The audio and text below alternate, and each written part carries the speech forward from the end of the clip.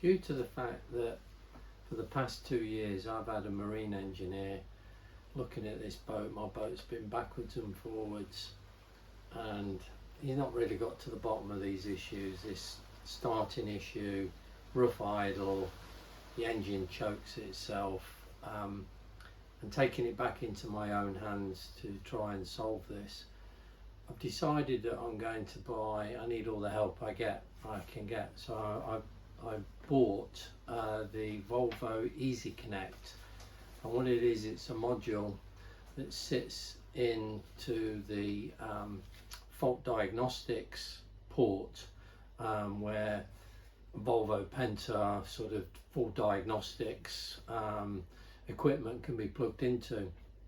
So it's not cheap, but it's a lot cheaper than buying what Volvo workshops obviously have, costing thousands. The reason I've done this is at least it will give me some fault codes. So while I might be trying to understand what's happening, if I'm generating fault codes in the ECM, at least I will be able to see those fault codes. Now the Easy Connect, and I'll put some pictures up on this, connects very easily. The instructions with it are very good. You download an app onto your smartphone, and then you can run the diagnostics on your smartphone.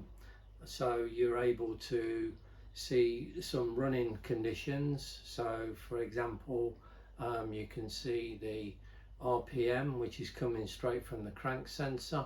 You can see oil pressure, you can see water temperature, a number of parameters which will help understand what's going on. One of the problems when you're trying to start the engine, if you've got some starting issues, the ECM looks at a number of things while trying to start the engine. It controls the idle air control valve, it's looking for the throttle position sensor, but it's also looking for the crank sensor to show that the engine is turning over, is cranking over, and it needs all this information to give instructions to the fuel injection system, etc., to try and start the engine. So I felt that this was worth an investment, so at least I'm getting some data.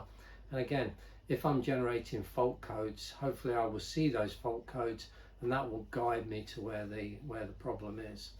So I'm just going to show you some diagrams on how to connect it, and we'll start using it. And as I'm going through the process of testing different things, I will be using the diagnostics on my smartphone, and you will probably see those on the various videos that I'm going to post. Okay.